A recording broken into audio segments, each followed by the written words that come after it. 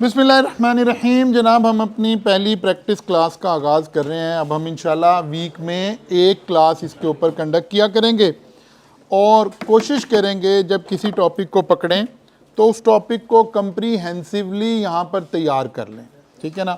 उसके सबसे पहले दो काम हम उसके अंदर करेंगे। एक तो ये कि हम उसे कंप्रीहेंसिवली अंडरस्टैंड कर लें, क्योंकि बाज़ दफ़ा क्या हो रहा है, एग्जामिनेशन का स्टाइल चेंज हुआ है। अब एग्जामिनेशन ज़रा ज़्यादा डिटेल में डेप्थ में जाके चीज़ें चेक कर रही है, तो पास पेपर में उतनी डेप्थ में कोई क्वेश्चन अवेलेबल ही नहीं है। ठीक है ना। तो ये वाला काम हम अपने 360 डिग्री क्वेश्चन से किया करेंगे। जैसे जैसे डिफ़िकल्ट टॉपिक हमारे शुरू होंगे वैसे वैसे आपको अंदाज़ा होगा कि हम ये क्या कर रहे होंगे इंशाअल्लाह ताला। दूसरा काम हम करेंगे कि कोई भी टॉपिक मल्टीपल तरीक़ों से एग्जामिनेशन हॉल में पूछा जाता है। ठीक है। तो हम उसका हर एस्पेक्ट, यानी आज हम इनकम फ्रॉम प्रॉपर्टी पढ़ने लगे हैं ना, तो इनकम फ्रॉम प्रॉपर्टी हम देखेंगे कि अच्छा एग्जामिनर कैसे कैसे चेक कर सकता है। सैलरी में आए तो कैसे आती है, इनकम फ्रॉम बिजनेस में आए तो कैसे आती है, as a property full fledged head आए तो फिर कैसे आती है। अब ये अलग अलग बातें हैं, इस सवाल का मिजाज अलग अलग है। जब आप क्लासेस वाली तालीम ले रहे होते हो तो वहाँ ये बातें इतनी ज़्यादा डिस्कस नहीं हुई होती, क्योंकि उस वक्त तो आप हेड पढ़ रहे हो।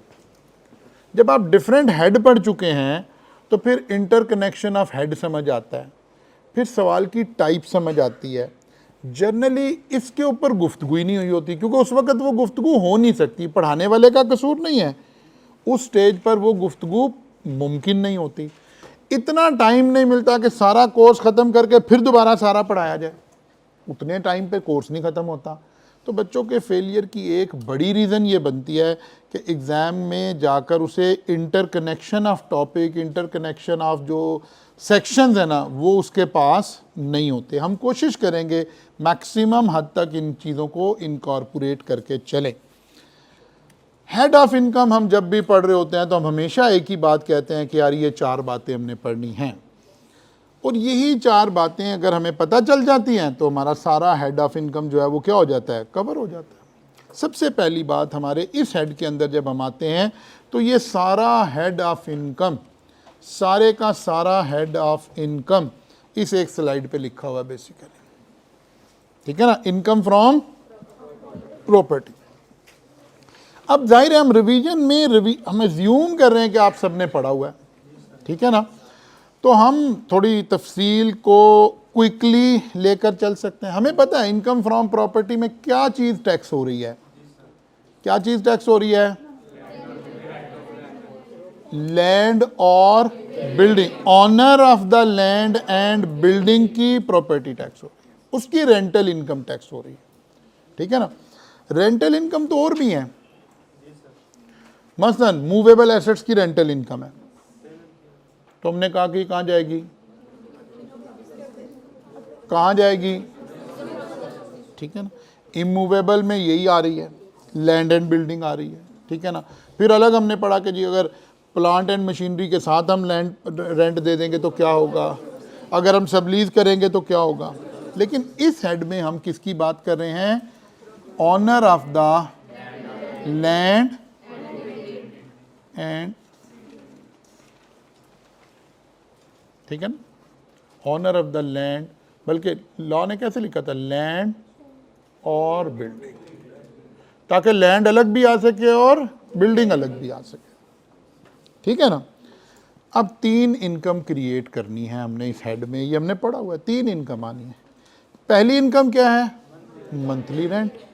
अब मंथली रेंट को एग्जामिनर ने पूछना है तो क्या पूछना है, जाहिर है उसने कहीं से किराया शुरू करना है, कहीं किराया ख़त्म करना है। ज़रूरी नहीं, हमारा नॉर्मल टैक्स ईयर तो चल रहा है हमेशा कहाँ से, 1 जुलाई से शुरू हो रहा है, 30 जून पे ख़त्म हो रहा है। ज़रूरी तो नहीं है मेरा रेंट एग्रीमेंट भी ऐसे ही चले। जब आप हॉस्टल में आए और आपका रेंट एग्रीमेंट हुआ तो आपने देखा कि आज 1 जुलाई है कि नहीं है, नहीं, ये तो नीड के मुताबिक आएंगे। कोई बंदा जुलाई में भी आ रहा होगा, कोई अगस्त में भी आ रहा होगा, कोई दिसंबर में भी आ रहा होगा, कोई मार्च में भी आ रहा होगा, कोई अप्रैल में भी आ रहा होगा। अच्छा, ज़रूरी नहीं है हर दफ़ा पूरा साल ही प्रॉपर्टी हमारी किराए पे रही हो सकता है इस दफ़ा हमने पहली दफ़ा प्रॉपर्टी दी है हमें मार्च में ख्याल आया यार हम घर खाली पड़ा है, इसको किराए पे दे देते हैं। तो 24 साल की इनकम में जाएंगे तो मार्च, अप्रैल, मई, जून 4 महीनों का टैक्स आ रहा होगा, ठीक है ना, 4 महीनों की इनकम आ रही होगी। तो आम तौर पर एग्जामिनर के पास जो उसने रेंट देना है, हमने लिखा मंथली रेंट, लिखना चाहिए रेंट खाली। अब रेंट को आगे हमें समझना चाहिए कि यार एग्जामिनर रेंट मंथली भी दे सकता है, क्वार्टरली भी दे सकता है, ईयरली भी दे सकता है, कंप्यूटेशनल एस्पेक्ट। अब इतनी सी वजह से एक अकाउंटेंट को तो नहीं परेशान होना, अगर मंथली है और 12 महीने ही रेंट पर रहा है तो मल्टीप्लाइड बाय 12 कर देते हैं, और अगर 10 महीने रहा है तो 10 से ज़रब दे देंगे, अगर 6 महीने रहा है तो 6 से ज़रब दे देंगे। जब हम पढ़ा रहे थे तो हम इसके लिए लफ्ज़ क्या बोल रहे थे, कंप्यूटेशनल एस्पेक्ट। यार ये कैलकुलेशन का एस्पेक्ट है, इसका टैक्स के लॉ से लेना देना कोई नहीं है कि यार इस साल की इनकम कितनी है। तो हमने कहा यार उतनी इनकम है जितने महीने किराए पर, अगर मंथली रेंट है तो हमने अब देखना है कितने महीने किराए पर रहा है बंदा। अच्छा अगर क्वार्टरली है तो फिर अगर पूरा साल है तो 4 से ज़रब देनी है, लेकिन अगर 2 क्वार्टर है तो 2 से ज़रब देनी है, 3 क्वार्टर है तो 3 से ज़रब देनी है, और अगर ईयरली रेंट है तो हमने फ़ौरन देखना है कि अब ईयर शुरू कहाँ से हो रहा है। वो कह रहा है जी एक बंदे ने घर किराए पे दिया है, ईयरली रेंट है 8 लाख रुपया, और उसने कहा जी 1 जनवरी से शुरू हुआ है, ये तो 6 महीने का किराया इधर आएगा, आधे साल का इधर आएगा, तो अब उल्टा डिवाइड करना पड़ गया। इन सारों को मिलाकर मैं क्या कह रहा हूं, कंप्यूटेशनल एस्पेक्ट। अब इसमें कोई करने वाला काम नहीं है कि आपसे होगा नहीं, इसके लिए आपके पास क्या होना चाहिए, कैलकुलेटर। चलो कह ले कैलकुलेटर, ठीक है, बिल्कुल सही है, कैलकुलेटर होना चाहिए। एक चीज और चाहिए, वही बच्चा कर पाएगा जो एग्जाम में डर के नहीं बैठा हुआ, जो डिप्रेशन में नहीं है, जो इस खौफ में नहीं है कि मैं फेल हो जाऊंगा, मैं फेल हो जाऊंगा, मैं फेल, वो तो कर लेगा। ये तो एक क्लास 5-6 लेवल का बच्चे की कैलकुलेशन आ रही है ना, इसमें और कुछ नहीं चाहिए। यहां एग्जामिनर, इससे भी बुरा एग्जामिनर आपके हिस्से में आ गया, उसने एनुअल इंक्रीमेंट्स की भी बातें शुरू कर दी कि साल के बाद किराया 10% बढ़ रहा है। अब अगर तो 1 जुलाई से शुरू हुआ है तो फिर तो आसान है, लेकिन अगर बीच में आ गया है तो फिर कंप्यूटेशनल एस्पेक्ट फिर देखना है। अच्छा जी 4 महीने पुराना किराया चला, 8 महीने नया किराया चला, इसको मल्टीप्लाइड बाय 4 करना है, इसको मल्टीप्लाइड बाय 8 करना है। लेकिन मैं इन सारी बातों को यहाँ इकट्ठे करके बता रहा हूँ भाई, इस बात में तो कोई टेंशन नहीं है, इसमें तो कोई टेंशन नहीं है ना। ओके, यहां से हमारा मंथली रेंट निकल आया। इनकम का एक हेड, एक बड़ा सोर्स क्या है, रेंट। ये लैंड का भी हो सकता है, ये बिल्डिंग का भी होता है, लैंड एंड बिल्डिंग का भी हो सकता है, खाली लैंड का भी हो सकता है, खाली बिल्डिंग का भी हो सकता है, लैंड एंड बिल्डिंग का भी हो सकता है। बस शर्त एक है, खाली लैंड है तब भी मालिक की बात हो रही हो, खाली बिल्डिंग है तो बिल्डिंग के मालिक की बात हो रही हो, लैंड एंड बिल्डिंग है तो लैंड भी उसी की हो, बिल्डिंग भी उसी की हो, मालिक की बात हो रही है, ठीक है ना। फिर हमने कहा था कि यार जब हम अपनी बिल्डिंग किसी को किराए पे देंगे तो उससे कुछ एडवांस भी लेंगे। जब एडवांस लेंगे तो पहला सवाल हमने अपने आप से पूछा था कि यार ये एडवांस रिफंडेबल है या नॉन रिफंडेबल है, ठीक है ना। बात हमने उस वक्त एक और भी की थी कि यार ये एडजस्टेबल तो नहीं है। एडजस्टेबल तो आपने इनकम एक्स्ट्रा ले ली है, एक बंदे से 3 साल का किराया एडवांस ले लिया, तो अगले 3 साल क्या करेगा, किराया नहीं देगा। ये एडवांस की डेफिनेशन पे बात पूरी नहीं उतरी, ठीक है ना। एडवांस वर्ड जो एडजस्टेबल ना हो, या आप ऐसे कर लें समझने के लिए, पहले कहें एडवांस है और इसको कहें एडजस्टेबल है, यानी एडजस्टेबल और नॉन एडजस्टेबल में पहले बांट। फिर नॉन एडजस्टेबल 2 तरह का है, एक रिफंडेबल और एक नॉन रिफंडेबल। लॉ कहता है इसमें नहीं आपने डिफरेंशिएट करना। अब बात समझनी आपने, वो कहते हैं आपने पैसे लिए ना, क्या है वापस करने हैं, क्या है वापस नहीं करने। इसकी एक ही ट्रीटमेंट है। ट्रीटमेंट किसकी नहीं है? एडवांस की, विच इज एडजस्टेबल। उसकी ट्रीटमेंट क्यों नहीं है? क्योंकि वो तो यहाँ फॉल कर रहा है, वो तो उधर की चीज ही नहीं है, वो तो रेंटल इनकम है, वो तो रेंट में आता है। एक जरा ज्यादा पैसे वाला जी, हमारे कॉलेज के साथ ही आगे चले जाएं तो जेएस बैंक खुला है ना साथ। अब ये बैंक शैंक तो कैश रिच कंपनीज होती है ना। हो सकता है इस बिल्डिंग वाले ने कहा भाई मैं तो जब भी बिल्डिंग दूंगा 5 साल का मुझे एडवांस दो। उस एडवांस की बात नहीं हो रही, 5 साल का रेंट मुझे पहले ही दो। नहीं कोई बात नहीं, दे दिया, अब इस साल भी नहीं किराया देंगे, अगले भी नहीं देंगे, अगले भी नहीं देंगे, तो ये अपनी अपनी बारी पर यहीं आएगा। यहां जिस एडवांस का हम जिक्र कर रहे हैं वो कौन सा है? Non adjustable. Non adjustable refundable भी हो सकता है। लॉ कहता है ये नहीं आपने देखना रिफंडेबल है या, दोनों की ट्रीटमेंट सेम है। क्या ट्रीटमेंट है?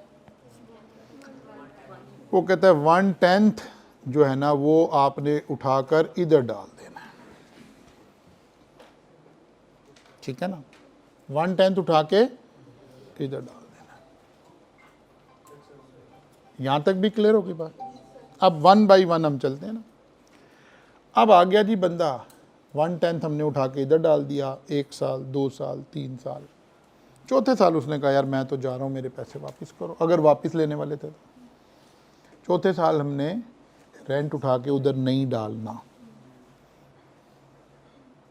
ठीक होगी बात? फिर अगली बात थी, अब नया टेनेंट आ गया।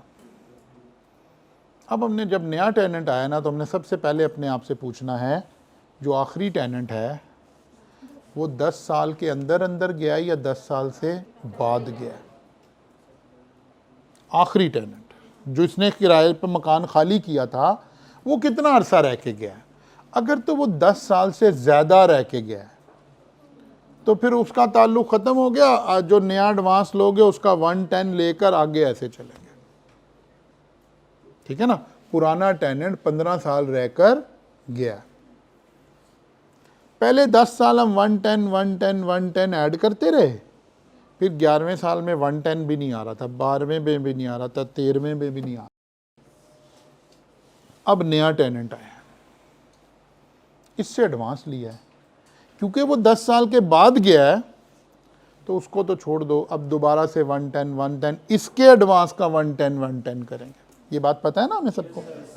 अच्छा जी, लेकिन अगर वो 10 साल के अंदर अंदर गया है, 4 साल बाद गया, 6 साल बाद गया, 5 साल बाद गया, तो फिर क्या करना है? फिर हमारे पास फार्मूला था new advance minus old advance tax, old advance tax divided by 10,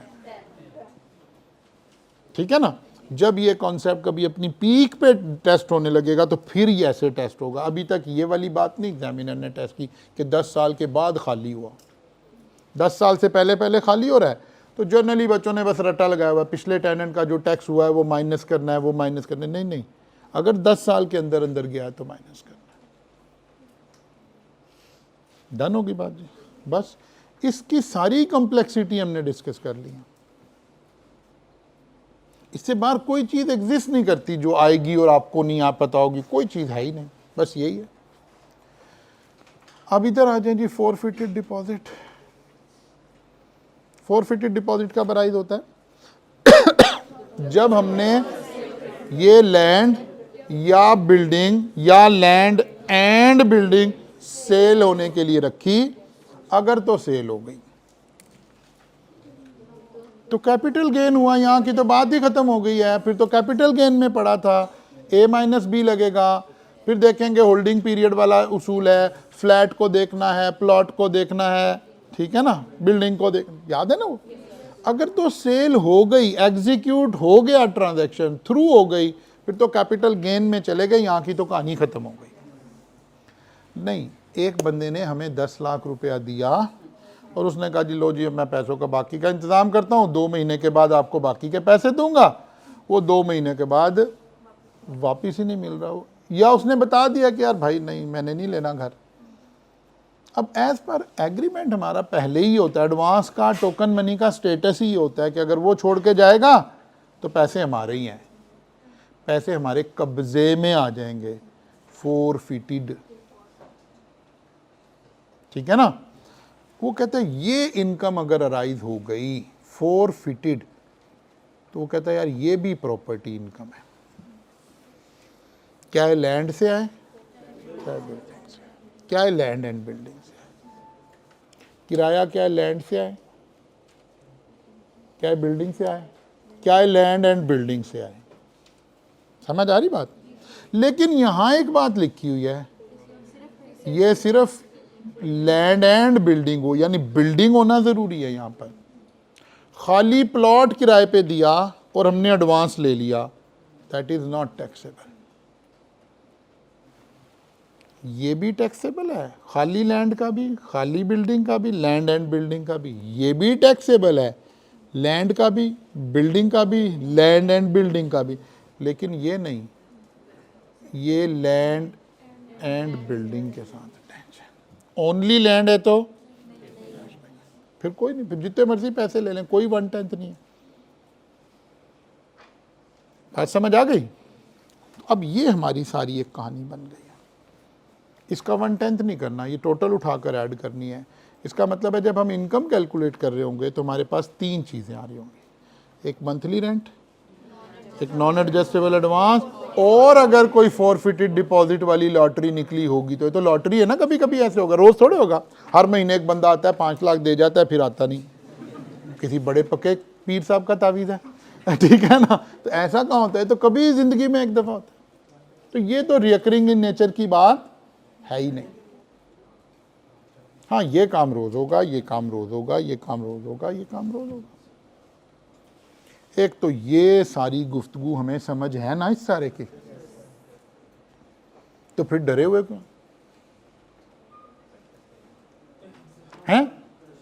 कह रहे नहीं सर हम डरे हुए नहीं हैं, डरे हुए हैं, नहीं डरे हुए। चलो अभी पता चलता है। नहीं नहीं, मार्च में नहीं पता चलेगा, ना ना, मार्च में कुछ पता नहीं चलेगा।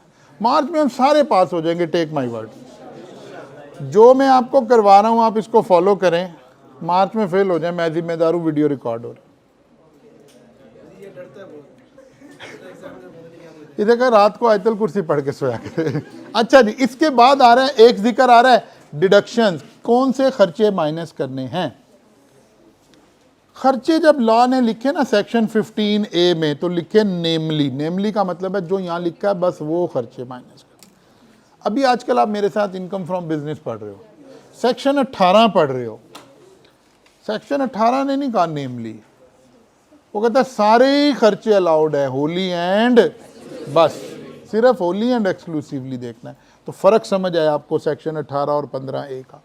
15A कह रहा है बस ये वाले खर्चे माइनस करने जो मैंने यहाँ लिखे हैं, और इनकम फ्रॉम बिजनेस में वो कह रहा है नहीं, हर खर्चा माइनस कर लें which is Holi and exclusively for. हाँ, इस जुमले को बेहतर करने के लिए हम कह सकते हैं सिवाय उनके जो सेक्शन 21 में मना कर देंगे। मना वाला सेक्शन अलग है। चल यहाँ एक लिस्ट बनी, वो कहता है जी कुछ खर्चे हम खर्चे के तौर पे अलाउ करेंगे और कुछ अलाउंस के तौर पर। अलाउंस का मतलब होता है इसका एक्चुअल से कोई ताल्लुक नहीं है। जैसे सबसे पहले आ गया रिपेयर अलाउंस, कहता है 1/5 of rent chargeable to tax in respect of the building. अब यहां बड़ा मसला है, ये यहां पहली टेक्निकलिटी आती है, पहली टेक्निकलिटी आती है।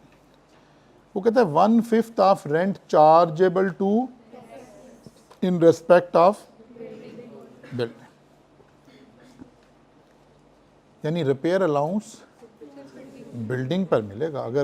अगर प्लॉट खाली किराए पे दिया होगा तो उसकी कौन सी रिपेयर लेनी है, ठीक है ना। और एक्चुअल नहीं देखनी हमने, क्योंकि अलाउंस मिलेगा। फिर इंश्योरेंस पे किया अगर बिल्डिंग की, अगर लैंड की पे किया है तो नहीं मिलेगा। फिर लोकल रेट टैक्सेस, क्या है लैंड के पे किए हैं, क्या उसके पे किए हैं, दोनों का, क्योंकि यहाँ क्या लिखा हुआ है प्रॉपर्टी।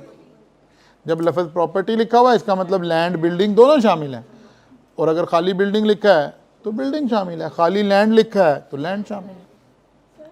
जी किस में, हाँ अभी हमने पढ़ना है रेंट चार्जेबल में 1/10 आएगा, लेकिन किसका?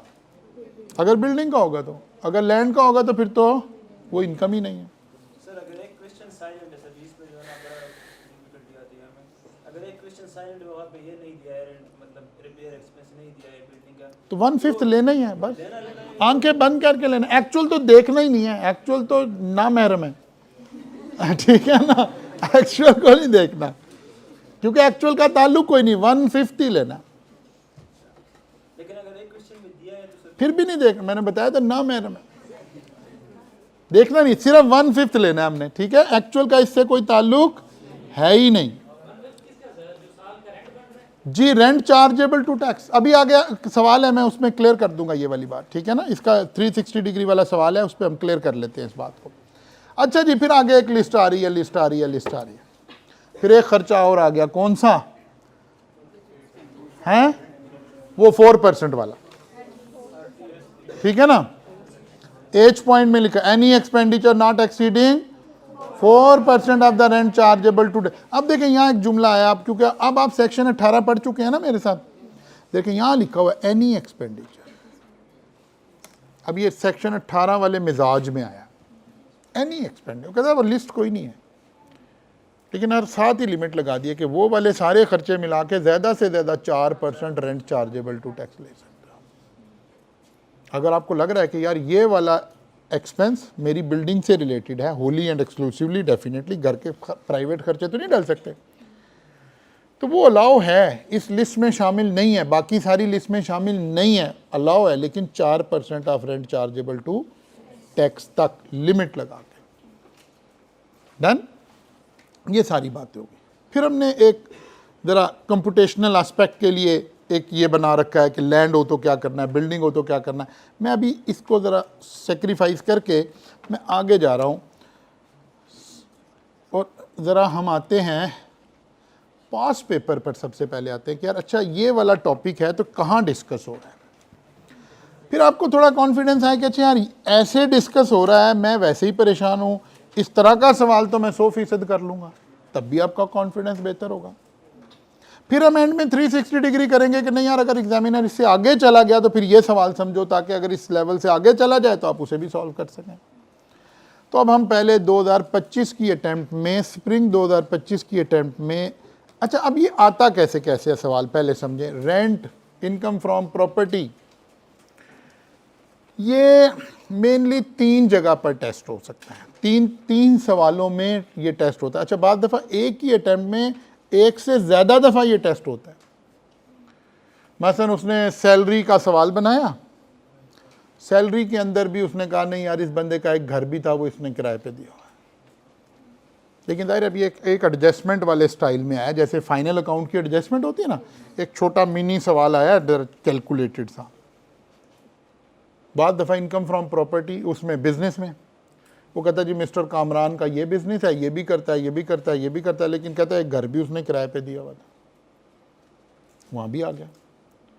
और बाद दफ़ा फुल फ्लैज सवाल इनकम फ्रॉम प्रॉपर्टी से, फुल फ्लैज आएगा तो फिर चीज़ें सारी आएंगी ना बारीकी में। अगर कहीं मर्ज होके आएगा फिर तो लिमिटेड सवाल आएगा, लिमिटेड एडिशन वाले स्टाइल। अब देखें ये लिमिटेड एडिशन वाले स्टाइल में आ रहा है। अब ये बिजनेस इनकम में आया है, कह रहा है जी अदर इनकम, बिजनेस इनकम में आ रहा था ना अदर इनकम, कहता है उसके अंदर एक बात पड़ी है, other income comprises of rental income 4 lakh and non adjustable deposit of from the same plot of land mentioned below which was leased to a tenant starting 1st September 2024। अब ये कंपनी का नाम था जो बिजनेस जिसका, MPP incurred 50,000 in expenses of land leveling, 20,000 for ground rent, 25,000 for these expenses have been included under administrative and, ये तो business income में पड़ा ना, वो प्रॉफिट एंड लॉस अकाउंट है ना, अब वो बता रहा है कॉस्ट ऑफ सेल में पड़ा है, एडमिन में पड़ा है, कहाँ पड़ा है, वो तो वो बता रहा है। इसका मतलब है अभी इनकम फ्रॉम प्रॉपर्टी कहाँ टेस्ट हो रही है? इनकम फ्रॉम बिजनेस में, ठीक है ना।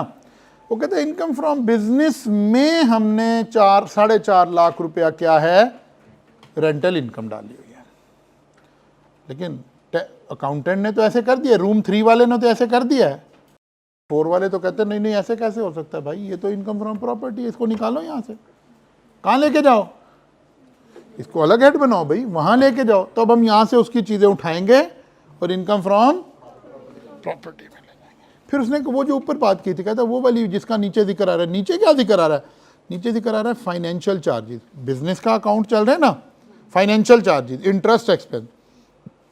Financial charges include interest of on 5 million bank on 1 July 2024 at an annual interest rate of, कह रहे यार हमने ना 50 लाख रुपए का लोन लिया है जिसके ऊपर 6 लाख रुपया इंटरेस्ट पे किया।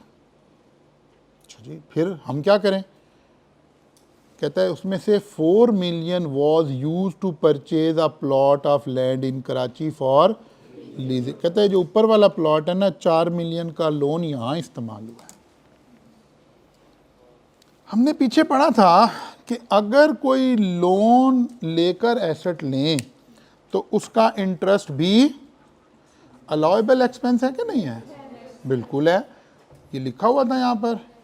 एनी प्रॉफिट मॉर्गेज, वो इस्लामिक भी और गैर इस्लामिक भी, एनी प्रॉफिट पेड और payable by the person in the year on any money borrowed including by way of mortgage. फिर ये इस्लामिक भी सारा, हाउस बिल्डिंग फाइनेंस भी।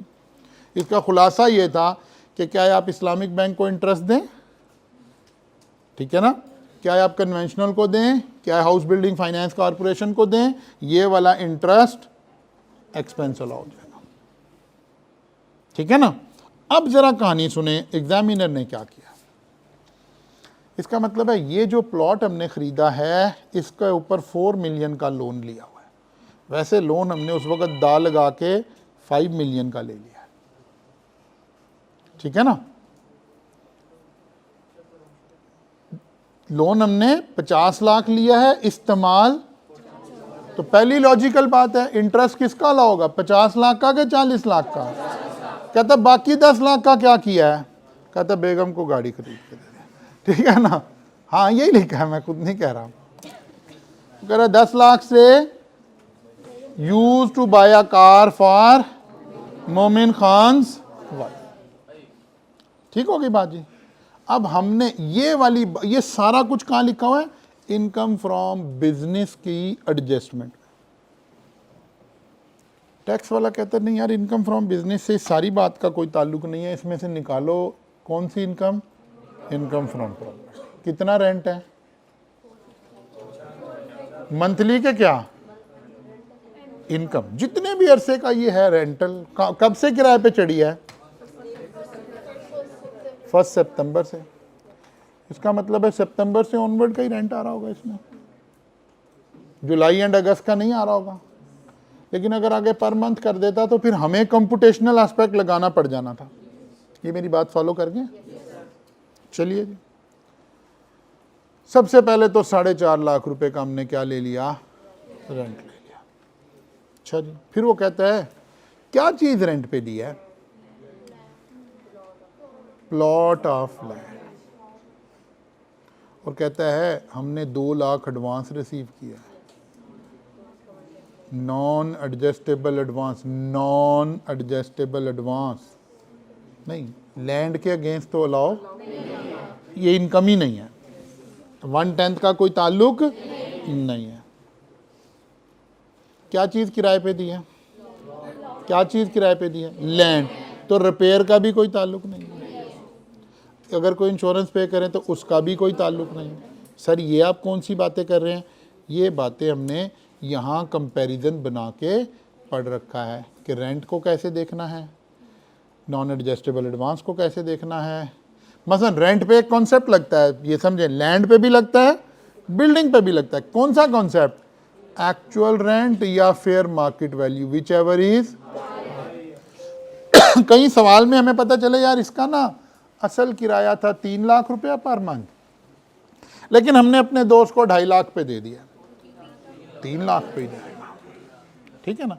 इसकी एक एक्सेप्शन है, एक्सेप्शन अभी आपने इसलिए नहीं पढ़ी हुई कि आपने अभी सैलरी इनकम नहीं पढ़ी, ठीक है ना। इस उसूल की एक एक्सेप्शन है, और वो क्या एक्सेप्शन है कि अगर कोई एम्प्लॉई अपना घर जो कि उसके नाम पे हो या उसकी बेगम के नाम पे हो, स्पाउस के नाम पे हो, बेगम ज़रूरी नहीं, ठीक है ना, स्पाउस के नाम पे हो। स्पाउस का मतलब होता है काउंटर पार्टनर, ठीक है ना। यानी हो सकता है फीमेल अपनी टैक्सेशन करवा रही हो और हस्बैंड के नाम पे घर हो, तो हस्बैंड एंड वाइफ बोलने की बजाय हम लॉ में क्या बोलते हैं, स्पाउस। स्पाउस के या उसके अपने नाम हो या स्पाउस के नाम हो। और अब कंपनी ने एंटाइटलशिप दी, कंपनी ने कहा यार हमने आपको घर हमने देना है, ने कहा यार हमारा तो अल्लाह का शुक्र है अपना घर है, हमने क्यों देना, आप हमें कैश दे दो। कहते नहीं कैश नहीं देना। कहते यार ये क्या बात है। अब दोनों लोग सोच रहे हैं कि यार इसकी एंटाइटलशिप भी थी, हमने इसे घर किराए पे लेके देना था, और क्योंकि इसको अल्लाह ने अपना घर दिया हुआ है तो यार इसके ऊपर वो पैसे भी नहीं खर्च हो रहे, लेकिन कंपनी पॉलिसी की वजह से हम कुछ कर भी नहीं सकते। आखिर कोई बीच में से एक हमारे जैसा कंसल्टेंट माइंडेड आया, उसने कहा यार आप ऐसा करो ना, इसका घर किराए पे ले लो, इसी से इसका घर किराए पे लेके कंपनी इसको प्रोवाइड कर दे। कहता हाँ यार ये तो मैं पहले ध्यान ही नहीं पड़ा इस बात पे। उसने कहा बस ऐसे कर लो। उसने कहा लेकिन यार ये तो रहता है 2 कनाल के घर में, उसका किराया है 4 लाख रुपया, हमारा बजट है 1.5 लाख रुपया।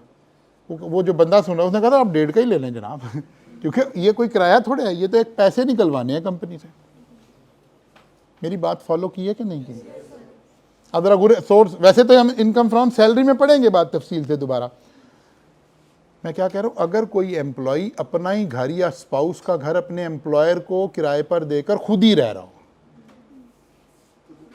जोर किस पे है, खुद ही पे, खुद ही रह रहा हो, इसको कहते हैं सेल्फ हायरिंग। इसको क्या कहते हैं, सेल्फ हायरिंग। जब सेल्फ हायरिंग हो रही हो ना तो फिर ये उसूल नहीं लगता, फेयर मार्केट वैल्यू और एक्चुअल हायर नहीं लेते, बल्कि जो किराया ले रहे हैं बस वही ले लेते हैं। एक्सेप्शन। अदरवाइज क्या है, आप दोस्त को दें, माँ बाप को दें, बहन भाई को दें, जिसे भी घर किराए पे देंगे, फेयर मार्केट वैल्यू का कॉन्सेप्ट लगेगा। किस पर, मंथली किराए पर। किस पर, मंथली किराए पर। Non adjustable advance. पहली बात, लैंड का है तो इनकम ही नहीं है और कोई concept of fair market value नहीं है।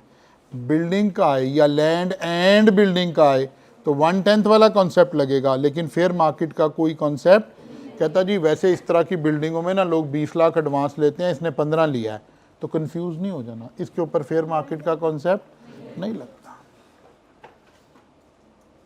बात समझ आ रही है? रेंट पर लगता है, इस पर नहीं लगता। अच्छा जी, रिपेयर लैंड पर नहीं मिलेगी, बिल्डिंग का होगा तो मिलेगी। अभी यही उसूल लगा रहे हैं हम इस वक्त अपने सवाल में। हम कौन सा उसूल लगा रहे हैं, यही वाला तो उसूल लगा रहे हैं कि भाई आपने क्या किराए पे दिया है, तो लिखा जी नॉन एडजस्टेबल, यही उसूल लगाया कि इस पे अप्लाई नहीं होता। रिपेयर, फिर लिखा जी इस पे अप्लाई नहीं होता। डिस्क्लोजर दे रहे एग्जामिनर को। क्लियर है बात? आगे चले। अब आई बात इंटरेस्ट की। इंटरेस्ट हमें एक तो समझ आ गई है सवाल पढ़ के, क्या कि इंटरेस्ट हमने किस पर लेना है, 50 लाख पे के 40 लाख पे हैं?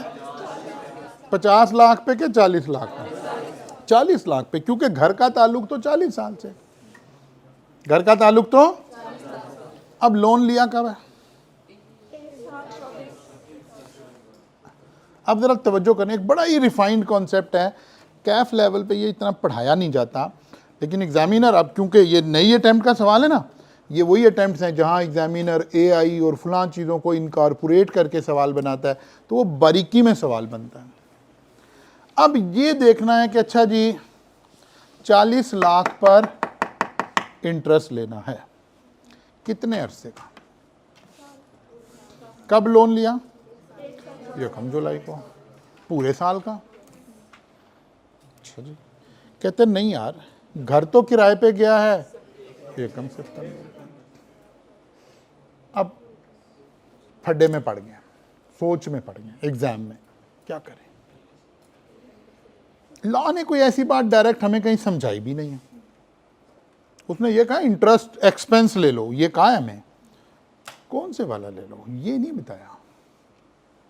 एनी प्रॉफिट पेड और payable by the person in the year on any movable money borrowed including mortgage फला फला फला, ये नहीं पता लगा कहाँ से इंटरेस्ट लेना शुरू करना है। बात समझ आई है? अब ज़रा गौर करें, अब ज़रा समझें। कहीं से भी इंटरेस्ट ले सकते हैं, पूरे साल का भी ले सकते हैं और 1 सितंबर से यानी 10 माह का भी ले सकते हैं। देखना है इंटेंशन। रियल लाइफ में क्या देख रहे होंगे? इंटेंशन। अगर तो ये लैंड खरीदते वक्त ही डिसाइडेड थी कि हमने किराए पे देनी है, तो फिर पूरे साल का किराया फिर इंटरेस्ट ले लो। लेकिन अगर हमने पहले प्लॉट लिया, फिर हमने सोचा यार प्लॉट ले लिया, प्लॉट हमने इन्वेस्टमेंट के लिए लिया है तो इतने अरसे किराए पे चढ़ा देते हैं। जिस दिन आपने सोचा ना कि मैं इस प्लॉट को किराए पर दे देता हूं, किराए पे गया नहीं है, दे देता हूं, उस दिन से अलाउ हो गया है उस सेक्शन के मुताबिक। फिर जरा तवज्जो कर ले, ये बात नहीं आपने क्लासेस में पढ़ी होगी कभी भी, हैं?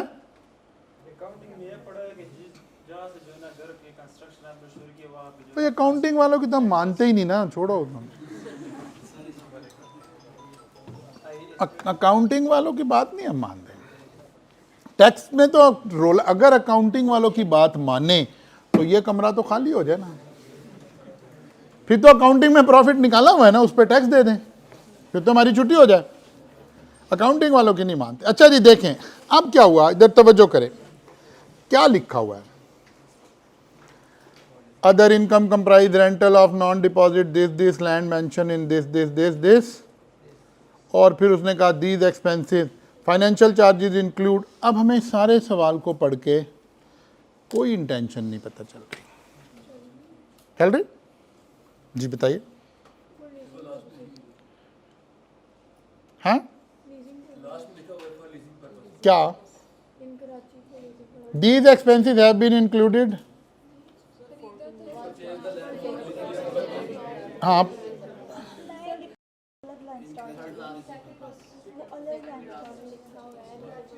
वो कह रहा है financial charges include interest 6 lakh on 5 million loan obtain on at an annual interest rate of 12%, comma 4 lakh was used to 4 million was used to purchase a plot of land in Karachi for leasing purposes and 1 million was used to buy।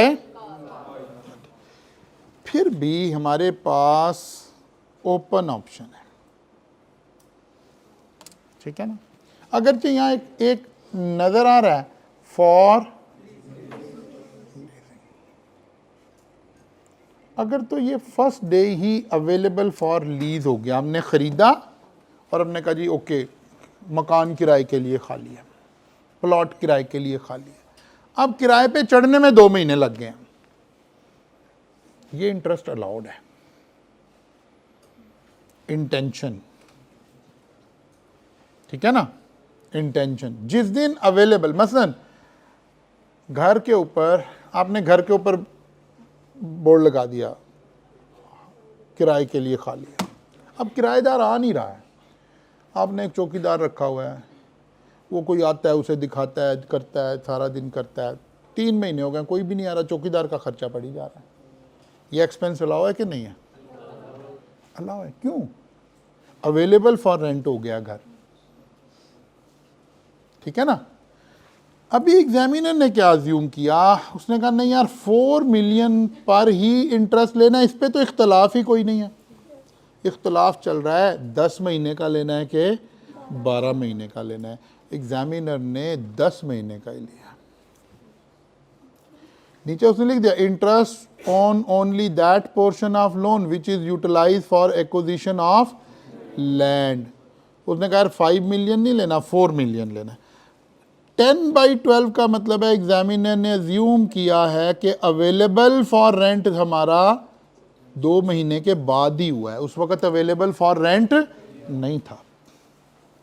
अच्छा, इसे जब कोई बच्चा इस तरह की provision में पूरे साल का लेकर आया तो वो भी ठीक किया जाता है। ये हमको आपको तसल्ली नहीं दे रहे, ठीक है ना। ये ऊपर ही लिखा हुआ होता है, एग्ज़ाम में सवाल का जब सोल्यूशन आता है आपको भी वो जारी होता है, उसके ऊपर ही लिखा हुआ होता है। मैं कल आपको कोई पेपर खोल के भी दिखा दूंगा कि ऑल्टरनेटिव जो ट्रीटमेंट है वो भी 100% ठीक है। बच्चा समझता है हो अच्छा यार इसलिए ही तो मैं रह गया था, ये मैं तो 12 महीने का डाल आया था रेंट। नहीं नहीं नहीं नहीं नहीं, इसलिए नहीं, किसी और वजह से काम खराब हुआ है। जो स्टूडेंट करता जा रहा है ना आगे चीज़ें सॉल्व, उसने तो पास हो जाना, उसकी तो कोई टेंशन नहीं है, उसकी कोई टेंशन नहीं है। ठीक या मतलब इसमें अगर आप गलत करते तो क्या करते, सिर्फ मार्क्स उसे नहीं मिले, फंसा वो जो 5 मिलियन पे लगाया है। जो 4 मिलियन पे साल का लगाया है उसे भी पूरे नंबर मिले हैं, जो 4 मिलियन पे 10 महीने का लगाया है उसे भी पूरे नंबर मिले हैं। इसका रोला नहीं है, इसका फड्डा नहीं है जी। वो उस वक्त देखते हैं ना कि मतलब जब रियल लाइफ होती है वहाँ तो पता होता है ना कि भाई हमने किराए के लिए लिखवा दिया था, अवेलेबल फॉर हो गया था, तो बस फिर सारे एक्सपेंसेस अलाउ होने शुरू हो गए। अच्छा जी, एक और गलती की एग्जामिनर ने खुद, उसने यहाँ ना ग्राउंड रेंट तो ठीक है ओके, उसने क्या किया है, गलती क्या की है, अगरचे वो गलती छुप गई है। बात गलतियाँ होती है ना, गलती इंसान करते हैं लेकिन छुप जाती है, अल्लाह मियाँ पर्दा डाल देता है गलती पे। तो एग्जामिनर के अपने कॉन्सेप्ट कमज़ोर है, ठीक है ना, लेकिन अल्लाह ने पर्दा डाल दिया। अल्लाह ने कहा नहीं यार इसकी बेइज्जती ना करो। देखें ज़रा मैं क्यों कह रहा हूँ ये बात, यहाँ वापस आए। उसने ना एक एक्सपेंस और लिखा हुआ है, कौन सा, एक लैंड लेवलिंग 20,000 रुपया, 50,000 पिछले वाला 50,000 है। क्या ये खर्चा अलाउड है, क्या ये अलाउड है, डायरेक्ट वाला अलाउड है, नहीं अलाउड है, नहीं अलाउड, कहीं नहीं लिखा हुआ, लेकिन यहां तो आ गया कि नहीं आ गया। एनी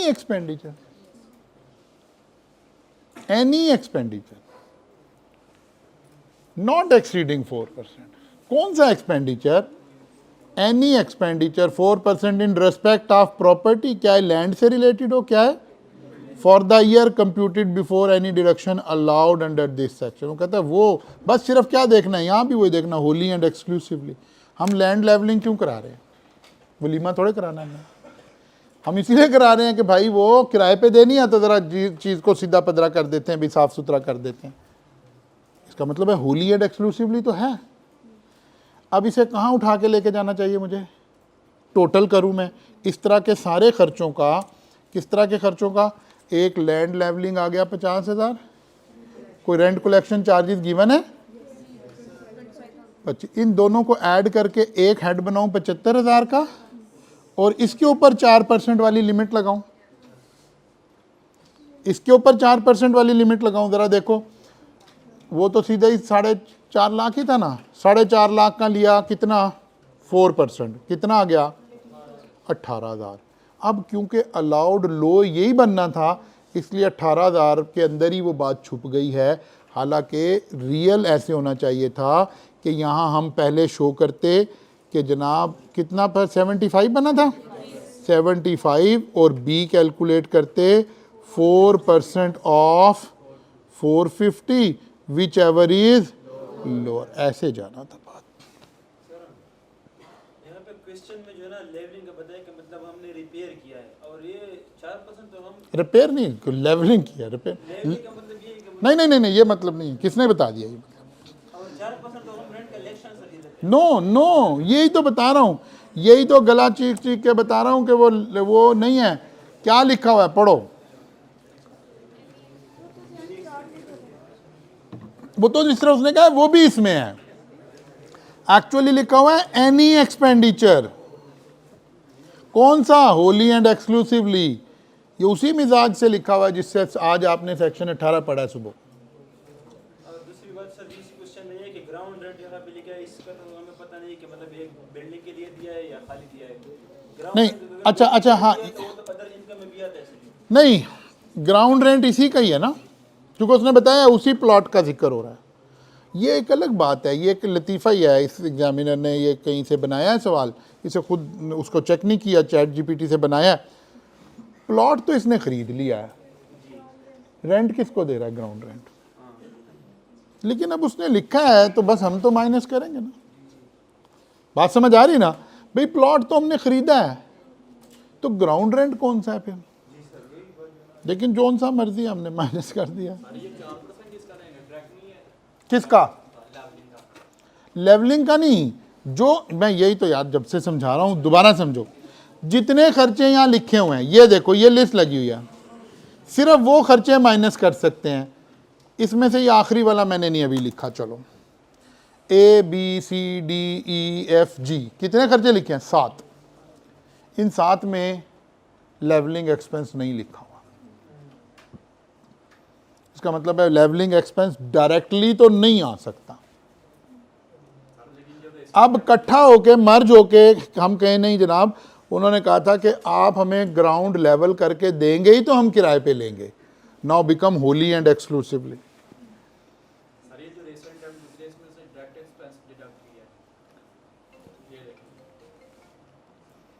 नहीं, डायरेक्ट एक्सपेंस के मतलब क्या हुआ वो उसको भी डिस्कस कर लेंगे, अभी सवाल को उसको भी डिस्कस कर लेंगे, डिटेल में डिस्कस कर लेंगे, ठीक है ना। अभी समझें क्या हुआ। यहीं आएगा ना लेवलिंग एक्सपेंस, या यहीं आएगा वो कह देगा जी वो एक, आपको पता है जब आप घर किराए पे देते हो तो वो किरायानामा लिखने वाला पैसे ले लेता है, ठीक है। ये सारे खर्चे इसी में आएंगे ना, क्योंकि ये सारे खर्चे कहीं नहीं लिखे हुए। ये हमने 4% की लिमिट के साथ इसको सॉल्व कर दिया। डन हो गई बात?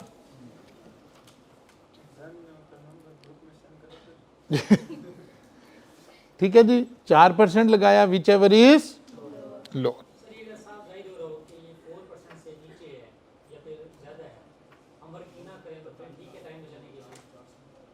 ये पहले ही पता हो, नंबर एग्जामिनर से ना छीनने होते हैं, उसमें देने नहीं होते।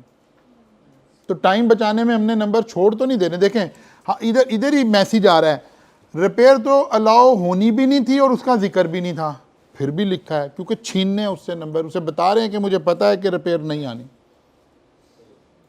ठीक है ना। ये तो नहीं आना था लेकिन फिर भी लिखा है। तो आप कह रहे हो जिसने आना है उसको स्किप कर देंगे तो क्या होगा? नंबर छीनने एग्जामिनर से। मैं वही तो कह रहा हूँ, नहीं नहीं नहीं नहीं, हमेशा उसे बताना है A B which ever is lower, यही करना है, फिर ही तो नंबर मिलेंगे ना, फिर ही तो नंबर मिलेंगे।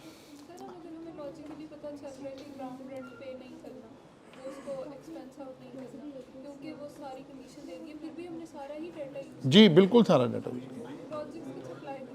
नहीं, लॉजिक नहीं अप्लाई करनी। अच्छा जी, आ जाइए जी दूसरा सवाल।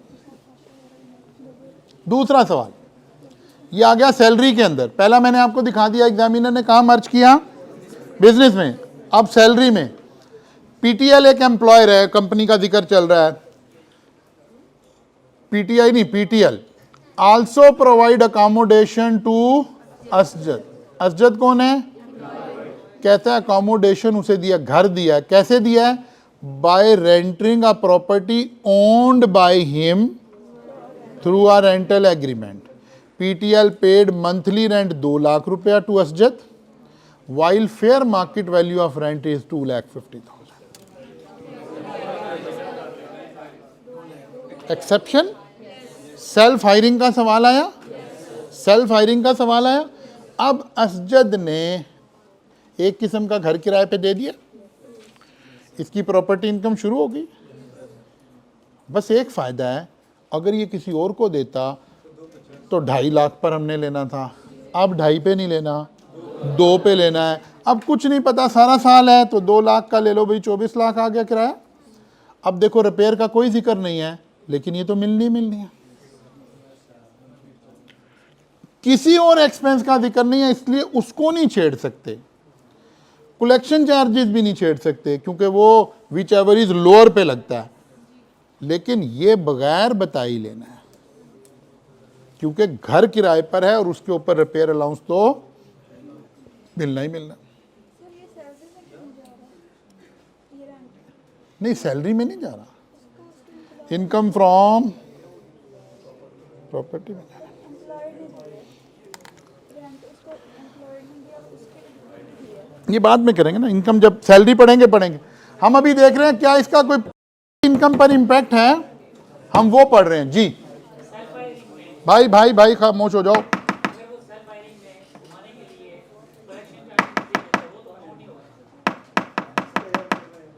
सेल्फ हायरिंग में अगर कलेक्शन चार्जेस दे देता है, जब दे देगा तो काउंट होगा, फिर हमने क्वेश्चन नहीं करना।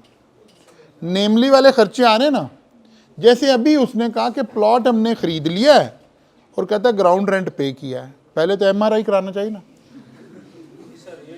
लेकिन नहीं करा रहे ना एमआरआई, माइनस कर दिया। नहीं, उसने कहा है कि दिया है जी, हम पे कर रहे हैं, हम कैसे इग्नोर कर दें भाई? घर उसने ये थोड़े कहा है कि पूरे महल्ले वाले जितना लोन लेंगे उसका इंटरेस्ट इधर से माइनस कर लेना। उसने कहा है इस प्रॉपर्टी को लेने के लिए, इसको कंस्ट्रक्ट करने के लिए जो लोन लोगे, आपने बैंक से लोन लिया 50 लाख, 40 लाख का खरीदा प्लॉट, 10 लाख की बेगम को गाड़ी खरीद के दी है, तो बेगम की गाड़ी का एक्सपेंस तो नहीं लिखा हुआ ना यार। नेमली में कहीं बेगम का नाम आ रहा है? ठहर जो चेक कर लेते हैं, बोलो बेगम का नाम। नहीं आ रहा ना तो मान जाओ कि नहीं लेना। ठीक हो गई बात? अच्छा जी, डन होगी बात जी। आपको दो बातें समझ आ गई हैं, यहीं से आपका कॉन्फिडेंस भी बेहतर होना चाहिए कि सर अगर इस तरह का सवाल आना है तो ये प्रॉपर्टी इनकम तो हमें आती है, ठीक है ना, ये प्रॉपर्टी इनकम तो हमें आती है। चलिए जी आगे चलते हैं। On 1st July 2023, Sultana let out her plot of land in Korangi industrial area to her brother's import house at a monthly rent of 100,000. Prevailing fair market rent of the area was 1,70,000 per month. Additionally, she received a non-adjustable deposit of 300,000. A non-adjustable deposit of 1,50,000 received from previous tenant in July 2022 was, क्या कहना है examiner को? तो कहना बकवास बंद करो, इतना हमें पता है कि ये नहीं लेना, ठीक है ना, क्योंकि क्या दे रहे हैं? लैंड। आज समझ आए ना? उसने पूरा जाल लगाया कि पिछले वाले ने इतना दिया था, इस वाले ने इतना दिया, नहीं। अब रह गया अच्छा लैंड पर तो फेयर मार्केट नहीं लेते, लेते हैं, शाबाश, लेते हैं। ये देखें रेंट क्या है, लैंड का आ रहा हो, क्या है बिल्डिंग का आ रहा हो, फेयर मार्केट वैल्यू का कॉन्सेप्ट लगेगा, हायर ऑफ लगेगा। हायर सिर्फ एक जगह नहीं लगता, सेल्फ हायरिंग में। हायर सिर्फ एक जगह नहीं लगता, सेल्फ हायरिंग में,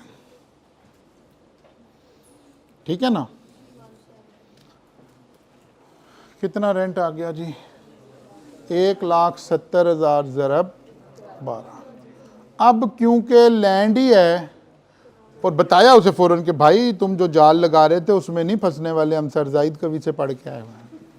लिखा ना आगे ना तो काम खराब हो जाएगा, लिखना आना, ठीक है। तो इसका मतलब है 1/5 भी नहीं लेना, कुछ भी नहीं लेना क्योंकि लैंड है। लेकिन अगर ये बिल्डिंग होती तो फिर 1/5 भी ले रहे होते, फिर 1/10 भी ले रहे होते, फिर पिछला टेनेंट 2022 में खाली करके गया। अब पता करना चाहिए था। अच्छा अब ये देखो फ़ौरन बोल पड़े आप में से कोई कि माइनस कर देंगे, नहीं, अब और पीछे चलेंगे, ये आया कब था, ठीक है ना। अब अगर नहीं बताया हुआ ना तो मैं क्लेवर एजम्पशन लूँगा फ़ौरन, मैं कहूँगा 10 साल के बाद जा रहा है ताकि मुझे माइनस भी ना करना पड़े। एक बच्चा कहता नहीं 10 साल के अंदर गया, तो ओके, दोनों ठीक हो गए। इसीलिए आंसर कोई नहीं है कि बाहर आके आप टैली का हमें तुम्हारा क्या आंसर आ रहा है, तुम्हारा क्या आ रहा था, कोई आंसर नहीं। लॉजिकली ठीक चलें, सारे आंसर ठीक हैं। बात समझ आ रही ना? फर्ज कर लें यहां लैंड को काट के ना हम जरा एक लम्हे के लिए बिल्डिंग करते हैं,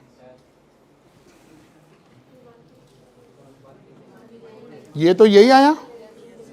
अब मसला ये है, वो कहता है इससे हमने नॉन एडजस्टेबल एडवांस लिया है और पिछले वाले का 1.5 लाख रुपया वापस किया है।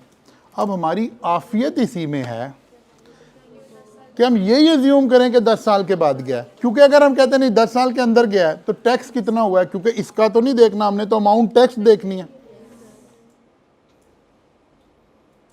बात समझ आई है? जैसे आप बैठ के सियासी तजज़िये करते हैं ना, पूरी अकल शऊर दानिश के साथ, आपका दिमाग भी काम कर रहा होता है, उधर से भी लॉजिक देते, उधर से भी लॉजिक दे, ऐसे ही एग्जाम में आपकी अकल काम करनी चाहिए।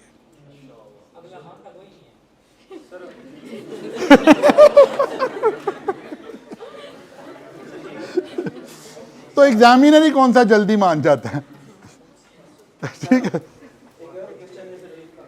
हमने सर जी बिजनेस इनकम भी जो है ना शुरू किया है और प्रॉपर्टी जो है ना हमारा बिजनेस है, मेन बिजनेस कि हम जो है ना घर लैंड जो है ना किराए पे देते हैं, तो ये सर जी हमारा बिजनेस इनकम में आएगा या प्रॉपर्टी में से जाएगा? मतलब अभी तुमने यही कहना है कि ये प्रॉपर्टी में ही आएगा, मतलब बिजनेस हाँ अभी नहीं कह रहे हम, जब बिजनेस इनकम ख़त्म करेंगे वहाँ एक जुमला बोलूँगा, फिर इसको रिफाइन करेंगे। अभी ये प्रॉपर्टी में ही आ रहा है, ठीक होगी बात क्लियर हो गई? इधर गौर करो फिर दोबारा। जब एग्ज़ाम में बैठे हो, अगर आपको ये पता हो, भाई मैंने सुबह पहली क्लास 7 बजे पढ़ाई थी, 7:15 बजे, तो मेरा उतना ही जोर लगवाओ, जो मैं चुप कराने पे जोर ना लगवाओ, ये कह रहा हूँ। अच्छा जी दोबारा आ जाएं। हमें पता होना चाहिए मैं क्या अजम्पशन लूँगा तो मुझे क्या चीज़ें चाहिए। आपने कहा नहीं सर ये तो 10 साल के अंदर अंदर गया है, तो मुझे पता होना चाहिए कि फिर कितना टैक्स हुआ है। जब ये नहीं पता तो खैर किस में है कि मैं अज्यूम करूँ कि 10 साल के बाद गया, ठीक है ना? मैं अज्यूम करूँ कि 10 साल के बाद गया है, ताकि मैं खुद ही अपने लगाए हुए जाल में ना फंस जाऊँ। हाँ अब 1/5 लेना चाहिए। बात समझ आ रही है? चलिए जी और आगे चलते हैं। On 1 October 2020 Noman receive advance rent of 1.2 million for renting office. This amount include 400,000 for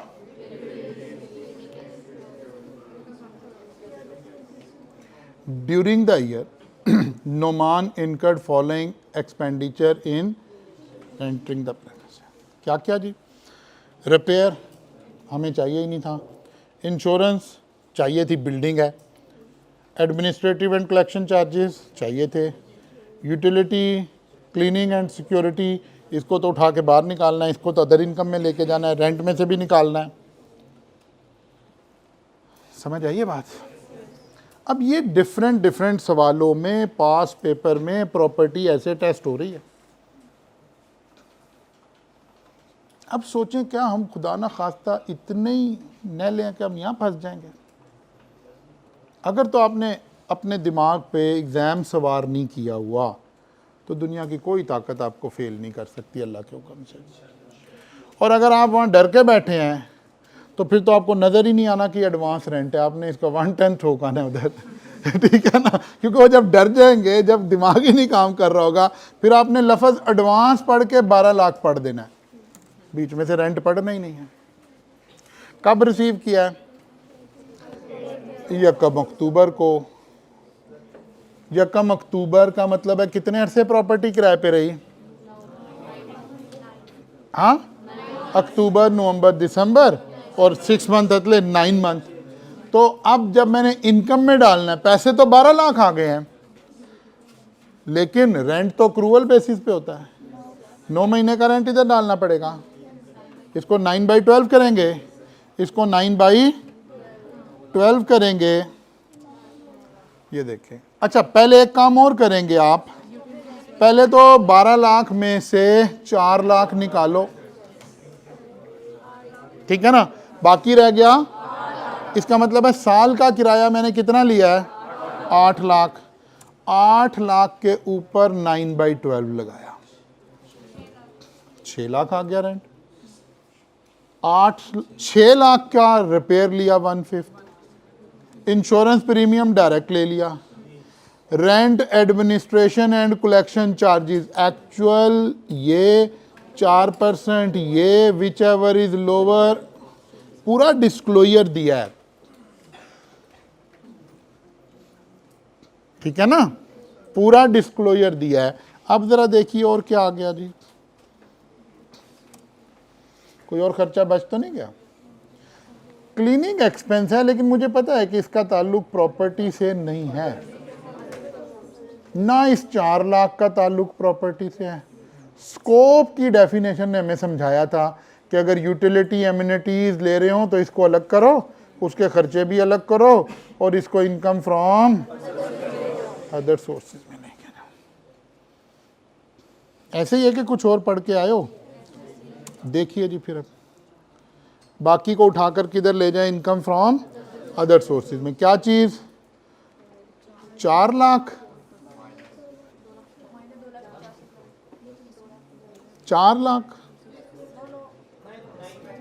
इसके ऊपर भी तो 9/12 लगेगा, लेकिन एक्सपेंस पे नहीं लगेगा। एक्सपेंस पूरे साल के नहीं दिए हुए, लिखा हुआ है Noman incurred following expenditure in relation to the premises. ये तो इस साल के अभी 9 महीने के ही एक्सपेंस हैं। ये बात समझ आ रही है, उधर लगाएंगे और इधर नहीं लगाएंगे। लेकिन अभी तो मैं क्योंकि आपको इनकम फ्रॉम प्रॉपर्टी पढ़ा रहा था, तो मैंने वो कैलकुलेशन यहाँ की नहीं है। डन, कुछ बात समझ आई है?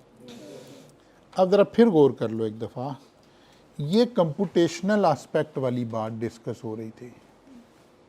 अब जो बच्चा डरा हुआ है ना, उसने ना 1 अक्टूबर पढ़ी, ना उसने ये पढ़ा कि रेंट एडवांस है, वो कुछ का कुछ कर रहा है। यार अब आके कह रहा है जनाब बड़ा सर पेपर बड़ा सही हुआ था, रीचेक ना करा लूँ, ठीक है ना। नहीं वो तो रीचेक ही बोलता है ना, होती रिकाउंटिंग है। लेकिन जब से आई कैप बना है आज तक कभी कोई एक स्टूडेंट रिकाउंटिंग में पास नहीं हुआ। पहले ही आई कैप देख के भाल के हम अकाउंटेंट है, हमारा ही टोटल गलत हो जाएगा। तो बात समझ आ रही है कि नहीं आ रही? चलें आगे जी। नमाज की ब्रेक ले लें,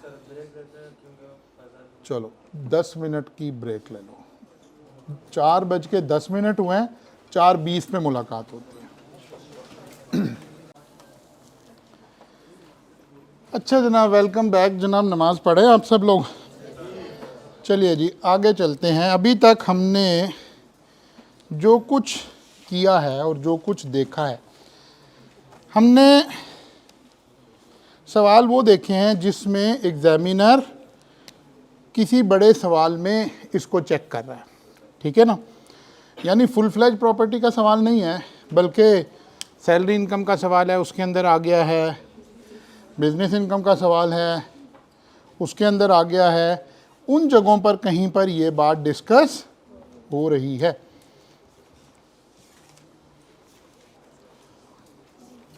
अच्छा जी, सिस्टम ही नाराज हो गया हमारा।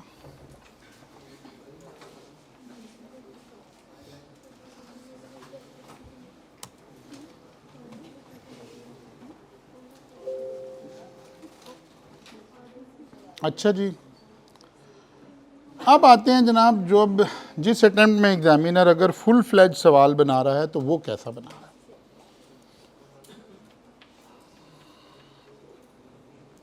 On 30th September 2022, the rental agreement concluded and Kashif agreed to sell entire, ये तो आगे से शुरू होगा। अच्छा, Kashif is a resident filer who owns a single story bungalow in Karachi, including a basement. He solely used the basement portion to the bungalow, which constitute 20% of the total वो कह रहा है टोटल एरिया का 20% क्या है, basement है। हो सकता है कहीं ये बात जाके आगे रेलिवेंट हो जाए, उसने हमें कंप्यूटेशनल एक बात बता दी है। On 1st October 2019, he rented his bungalow excluding the basement portion. कहता है बेसमेंट के अलावा बाकी जगह उसने क्या दे दिया है, किराए पे दे दिया। किसको, कितने अरसे के लिए? Other detail of rent agreement are given below. Monthly rent है 3 लाख रुपया, non adjustable security deposit 35 lakh रुपया, मंथली सिक्योरिटी चार्जेस, पैसे ले रहे हैं 40,000 रुपये ले रहे हैं हम सिक्योरिटी के नाम पे। In addition to the above, Kashif also provide Ahmad with backup electricity from a during load shedding at a fix monthly charge of. कहते हैं 3 लाख उससे किराया लेंगे, 40,000 उससे सिक्योरिटी के नाम पे लेंगे, 50,000 रुपये उससे जनरेटर के नाम पे लेंगे। ठीक है, साथ ही हमें लगा कि जनरेटर से तो बिजली उधर भी जाएगी, बेसमेंट में भी। वो कहते नहीं, electricity connection of the basement is. Examiner ने एक लेवल से ऊपर कॉम्प्लेक्स नहीं करनी होती चीज़ें, जाहिर है स्टूडेंट लेवल पे रहना ना। रियल लाइफ में तो जितनी मर्जी चीज़ें हो जाएंगी, हम आराम से बैठे होंगे, कंप्यूटर हमारे पास होगा, चाय पी रहे होंगे, आराम से वर्किंग करते करते कर लेंगे। एग्जाम में तो एग्जाम एनवायरनमेंट आना। अच्छा जी, कब दिया था किराए पे? 1 अक्टूबर 2019 को। और 30 सितंबर 2022 the rental agreement concluded and Kashif agreed to sell the entire bungalow to non-adjustable security deposit was retained as a down payment for the purchase। मैंने कहा यार, अब देखिए एग्जामिनर ने कोई कहानी फिल्म चलानी होती है ना, कोई नई बात करनी होती। उसने कहा यार ये जो 35 लाख रुपया है ना, ये तुम्हारा एडवांस आ गया, घर का टोकन आ गया, बाकी के पैसे लाओ तो घर तुम्हारे नाम कर देते। रेंट एग्रीमेंट खत्म हो गया दायरा, अब तो घर खरीदने जा रहा है। बात समझ आई? अच्छा जी, कहते हैं ऑन, ये 30 सितंबर को कहानी चली। कहते हैं 25 अक्टूबर को अहमद बैकआउट कर गया डील से and decline to purchase as per agreement. Kashif forfeited non adjustable security. ठीक होगी बात जी? अच्छा जी, अब क्या हुआ? कहते हैं 1 नवंबर को Kashif rented the bungalow to new tenant Rashid under a rental agreement with the same terms as. इसका मतलब है क्या टर्म्स थे वहीं ऊपर भाई हमारी? 3 लाख किराया होगा, 40,000 सिक्योरिटी डिपॉजिट होगी, 50,000 जनरेटर का लेंगे। ठीक है ना, यही टर्म्स थी ना। अच्छा जी, during the year Kashif paid salary 3,60,000 to a security guard and incurred 4,50,000 for running. कहता 4.5 लाख का डीजल शीजल लग गया है और 3,60,000 के सिक्योरिटी गार्ड वगैरह आए हैं, क्योंकि ये 2 इनकम हम अदर इनकम कमा रहे हैं ना। अच्छा जी, under the provision of the income tax ordinance 2001 and rule made thereunder, compute total income of Kashif under appropriate head, जो जहाँ जानी है। किस साल की? 2023, टैक्स ईयर 2023। इसका मतलब पिछली सारी कहानियाँ तो ख़त्म हो गई, सिर्फ 2023। कहाँ खड़े हैं? ये दोनों ट्रांजैक्शन 23 में हो रही थी।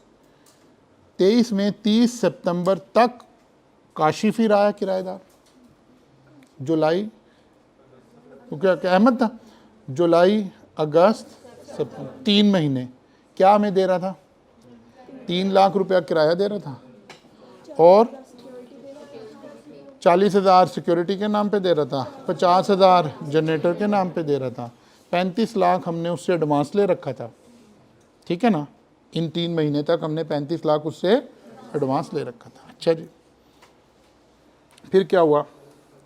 एक फ़िल्म चली, उसने कहा यार घर मुझे ही बेच दो। हमने कहा ठीक है यार, जो तुम्हारे एडवांस हमने वापस करने थे वो हमारी तरफ आ गया, टोकन, ठीक है ना, और बाकी के पैसे तुम दो तो घर तुम्हारे नाम कर देते। उसने 1 महीने बाद कहा कि नहीं भाई, घर नहीं मैं ख़रीद रहा, ठीक है, मेरे पास पैसे नहीं है। हमने एज़ पर एग्रीमेंट 35 लाख रुपया फोरफिटेड डिपॉजिट कर लिया। 2023 में फोरफिटेड डिपॉजिट वाली इनकम भी आ गई। 3 तरह की इनकम आती है ना, कौन कौन सी? मंथली रेंट आता है, नॉन एडजस्टेबल एडवांस आता है, फोरफिटेड आता है। तो फोरफिटेड वाली भी आ गई है ट्रांजेक्शन। डन? अच्छा जी, अब वो कहता है जनाब 2023 की टैक्सेशन कर दो। चलिए जी कर देते हैं। अब 2023 का स्टेटस देखे, दोबारा किराए पे कब दिया है? 1 नवंबर को, सेम रेंट एग्रीमेंट पे। नवंबर, दिसंबर, 8 महीने ये, 3 महीने वो, 11 महीने। इसका मतलब है 1 महीने की फिल्म चली है, लेकिन नुकसान कोई नहीं हुआ। रेंट आना था 3 लाख, फोरफिटेड डिपॉजिट आया 35 लाख। टेंशन की बात कोई नहीं है, फ़ायदे में ही रहे हम। पता नहीं है, कंप्यूटेशनल देख लेते हैं। 30 सितंबर तक रहा है, 1 नवंबर से आगे आ गया। मुझे तो चलेगा। वो कहता है 30 सितंबर को रेंट कंक्लूड हो गया। 30 सितंबर तक तो वो रहा ना किराएदार हमारा। उसने कहा यार अब घर मेरा हो गया, 35 लाख आपकी तरफ आ गया, किराया ख़त्म, मैं बाकी पैसे दे रहा हूँ तुम्हें, तो बस घर। जी, अल्लाह आपको सेहत सलामती से रखे।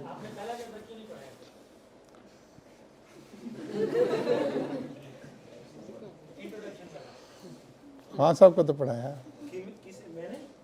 नहीं तुम्हें नहीं कह रहा, मुझे कह रहा, मुझे कह रहा। अच्छा जी, कहानी समझ आ गई। देखिए, जब तक सवाल नहीं समझ आएगा, जब तक मसला पड़ा रहेगा ना। हमें कंप्यूटेशनल एस्पेक्ट, ज़रा गौर करें, एग्जामिनर आपके जज्बात से कंप्यूटेशनल एस्पेक्ट से खेल रहा है, टैक्स से कम खेल रहा है। इस बात को समझने की कोशिश करें। टैक्स से कम खेल रहा है, कंप्यूटेशनल एस्पेक्ट से ज़्यादा खेल रहा है कि भाई पहले देखें कि बच्चे को सवाल भी समझ आ रहा है कि नहीं।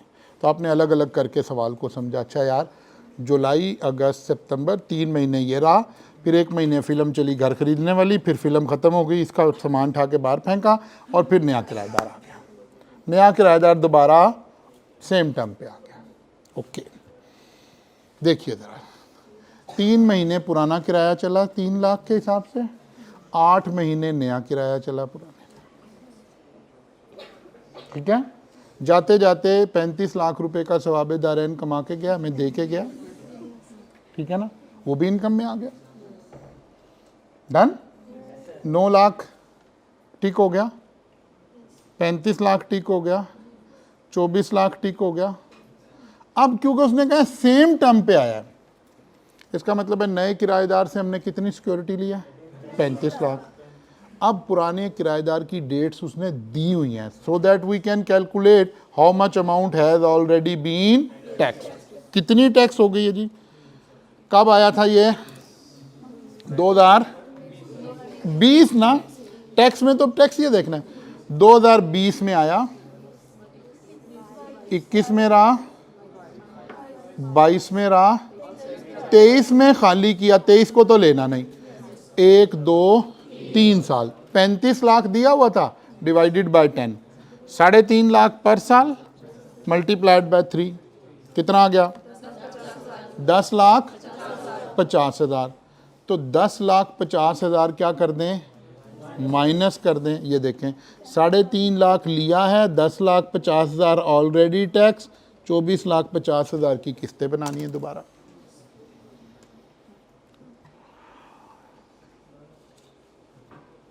डन।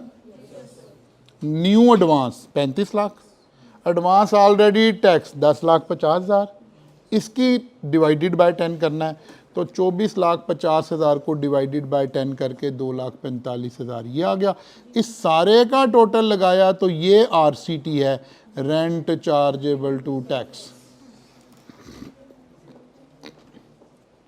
इस सारे पर रिपेयर मिलेगा, इस सारे का 4% वाला होगा, ठीक है ना, ऐसे ही है ना। ये आरसीटी है, रेंट चार्जेबल टू टैक्स। अब लिया जी 20%, किसका 20%? इसी का। लें ज़रा कैलकुलेटर पकड़ें, 70,45,000,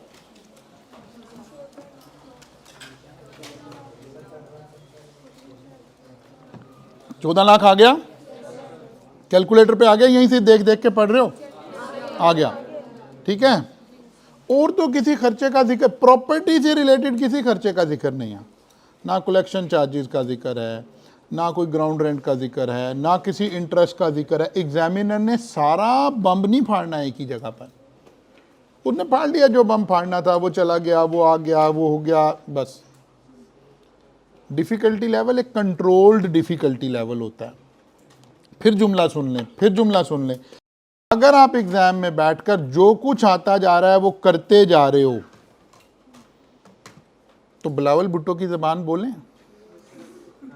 है ना। वो भी कल वल कह रहा था ना असम्बली में, किसी का बाप भी नहीं 18वीं तरमीम ख़त्म कर सकता।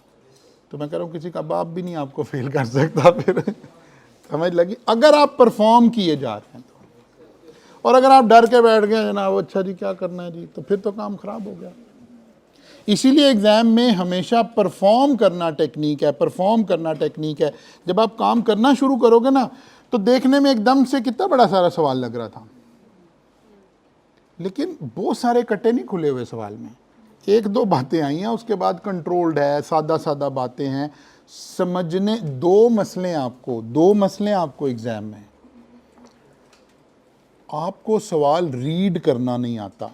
आप रीड करके पहले सवाल को समझते नहीं अच्छी तरह, बल्कि आप चाहते हो इधर मैंने सवाल किया मैं शुरू कर दूं, कहीं नहीं जा रहा, बड़ा टाइम है, कोई क़यामत नहीं आ रही। थोड़ा टाइम इन्वेस्ट करें, हम इसे खर्च करना नहीं कहते, हम कहते हैं इन्वेस्ट करें। सवाल ही नहीं समझ आएगा तो करेंगे कैसे। और दूसरी कहानी है कंप्यूटेशनल एस्पेक्ट। टैक्स की प्रोविजन में नहीं आप फंसे हुए। कोई बच्चा इसलिए नहीं फेल होता कि उसको टैक्स की प्रोविजन नहीं समझ आई हुई है। प्रोविजन तो सीधी सीधी है, प्रोविजन तो टीचर बार बार आपको समझा रहा होगा, हर टीचर ही समझा रहा होगा ना। प्रोविजन में मसला नहीं है। आप देखें आप कहाँ फंस रहे हो जाके। जिस बच्चे ने कहा नहीं नहीं सर ने कहा था आगे चलना है, अब वो कुछ कुछ करना शुरू हुआ, जैसे ही करना शुरू हुआ मार्क्स आने शुरू हो गए, मार्क्स आने शुरू हो गया, पास होना शुरू हो जाओगे। इनकम फ्रॉम प्रॉपर्टी तो क्लियर हो गई। अब आ जाएं जनाब दूसरी तरफ, सिक्योरिटी चार्जेस। एक महीना तो बीच में फिल्म में चला ना, तो 11 महीने के अंदर 40,000 रुपया आया है और 11 महीने के लिए ही 50,000 आया है, दोनों को इकट्ठा कर लिया, ठीक है। अब एक बात एग्जामिनर ने यहाँ की, मैंने आपसे कहा था जब सवाल रीड कर रहे थे, यार ये जो 20% उसने अचानक से लिखा है ना, इसकी कोई ना कोई फिल्म तो होगी ना।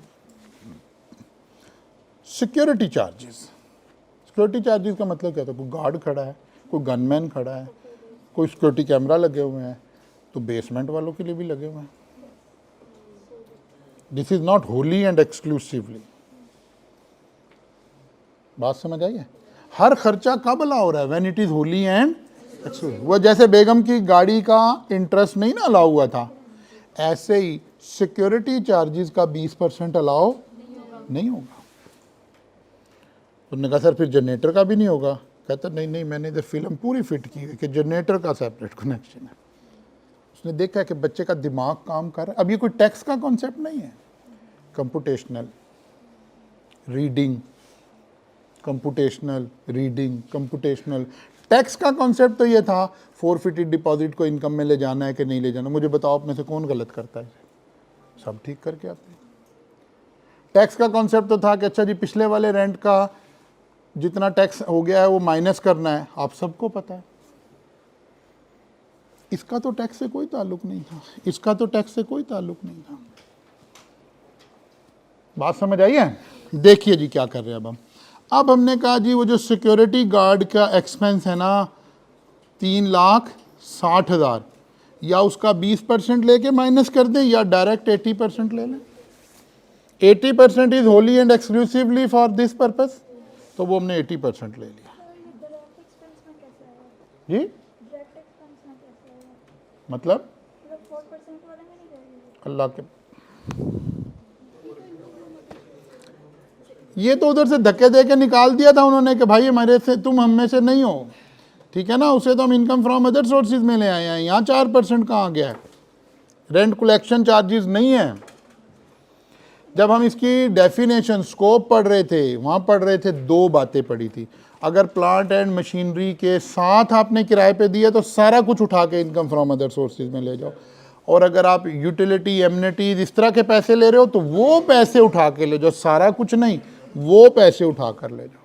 तो वो पैसे उठाकर इधर ले आए हैं और अब खर्चे माइनस कर रहे हैं।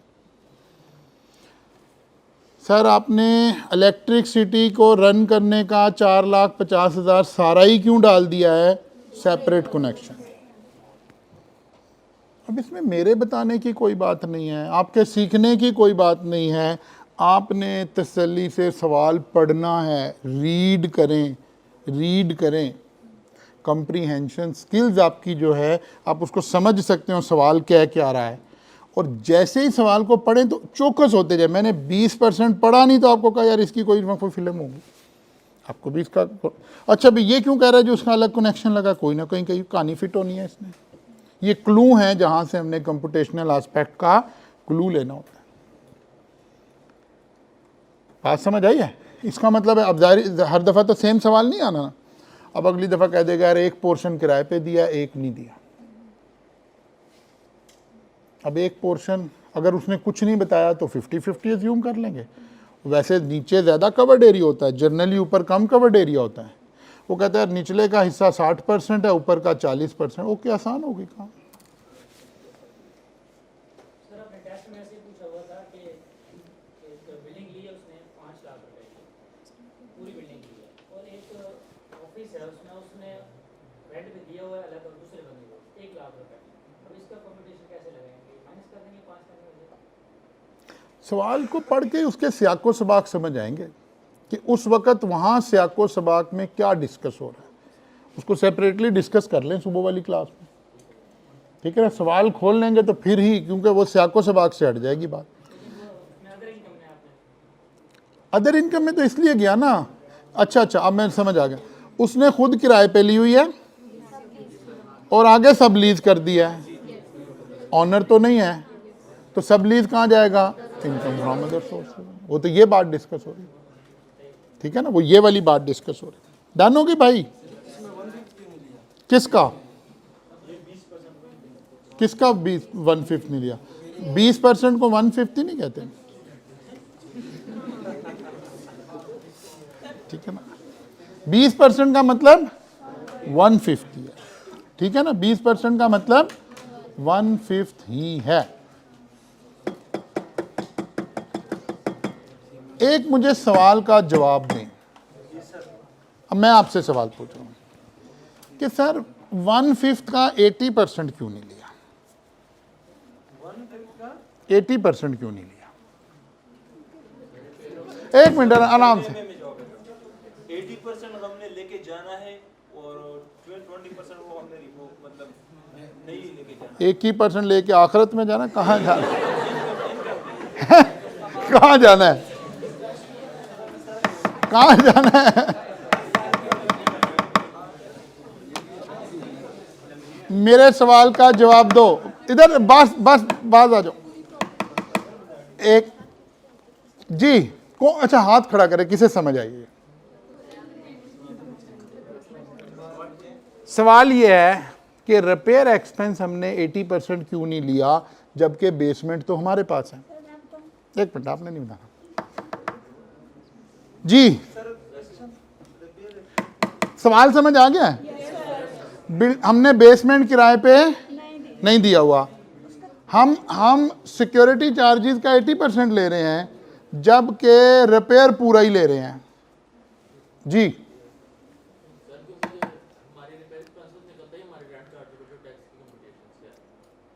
वेल डन, क्लैपिंग करें, शाबाश। क्योंकि वो तो हम ले ही आरसीटी का ले रहे हैं ना, तो आरसीटी में रेंट हमने बेसमेंट का रेंट थोड़ी डाला हुआ है, बेसमेंट का रेंट तो नहीं डाला हुआ, तो वो तो निकल ही, जो चीज़ आरसीटी पे निकल रही है उसे अपोर्शन करने की ज़रूरत। इसका मतलब है कलेक्शन चार्जेस कभी अपोर्शन नहीं करने, आरसीटी से निकल रहे हैं। रिपेयर यहाँ आ गई इंश्योरेंस, अपोर्शन करनी है, आरसीटी से तो नहीं निकल रही। अब इस कॉन्सेप्ट को समझ लें एक दफा, जो खर्चे आरसीटी से जुड़े हुए हैं, रेंट चार्जेबल टू टैक्स, उस पे अपोर्शनमेंट का कॉन्सेप्ट नहीं लगाना, ठीक है ना। वो तो पहले ही आरसीटी तो हम ले ही, जो हिस्सा किराए पे दिया हुआ उसका ले रहे हैं। हाँ, वो कहता है जी बिल्डिंग की इंश्योरेंस पे की है। अब देखना हमारे जज्बात से तो नहीं खेल रहा है एग्जामिनर। अगर तो कह रहा है ना बिल्डिंग की इंश्योरेंस पे की है, ओके फाइन, 80% लेंगे। कहता है नहीं, बेसमेंट की इंश्योरेंस नहीं कराई, ऊपर ऊपर की कराई हुई है। अब ये हमारे जज्बात से खेल रहा है, तो 100% लेंगे। जैसे उसने सर ऐसे कब कहेगा, कह तो दिया उसने कि वो बिजली का बिल अलग है उसका। वो जो मैं आपको कहता हूँ ना कि एग्जामिनर जो है वो टीचर को बता रहा होता है मैंने कैसे घुमानी है चीज़ें। यहाँ वो क्लू मिल रहे हैं हमें कि यार अच्छा उसने ना 2 क्लू दे दिया। उसने कहा यार कभी ऐसे खेलूंगा कभी ऐसे खेलूंगा।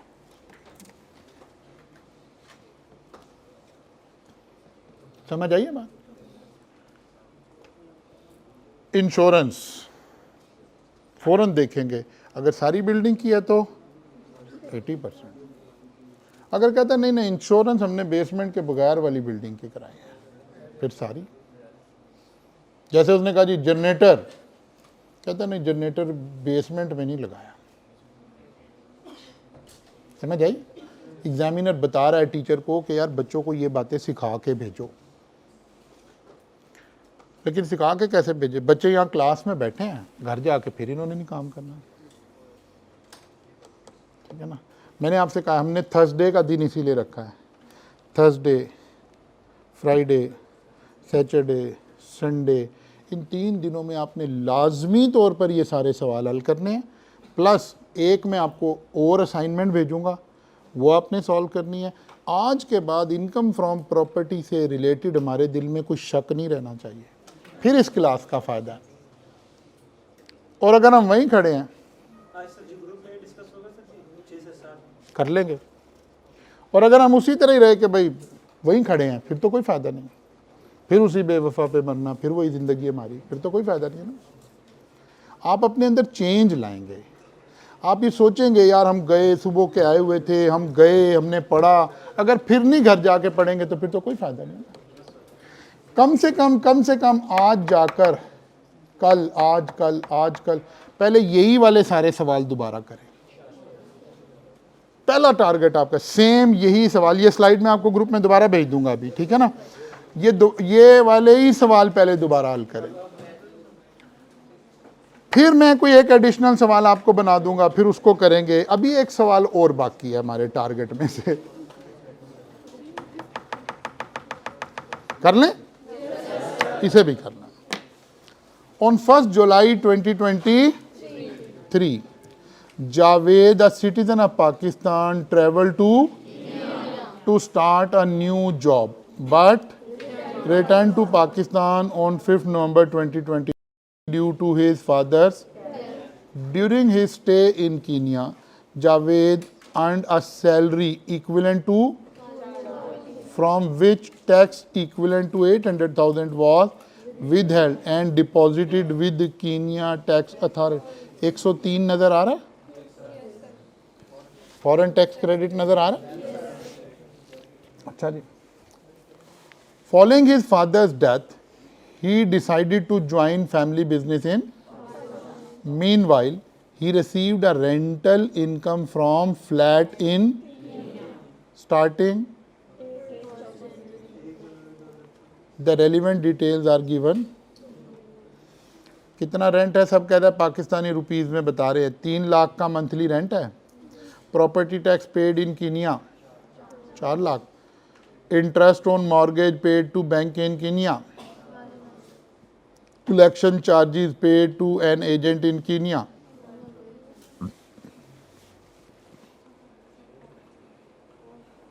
ठीक होगी बात। सबसे पहले हमने तो इस वक्त हम किस बात में इंटरेस्टेड हैं? सैलरी में तो भी हम इंटरेस्टेड नहीं हैं। हम तो किस में इंटरेस्टेड है? Income from property. क्या जब हम इनकम फ्रॉम प्रॉपर्टी पढ़ रहे थे, हमने कोई ऐसी बात पढ़ी है कि ये प्रॉपर्टी पाकिस्तान में होनी चाहिए?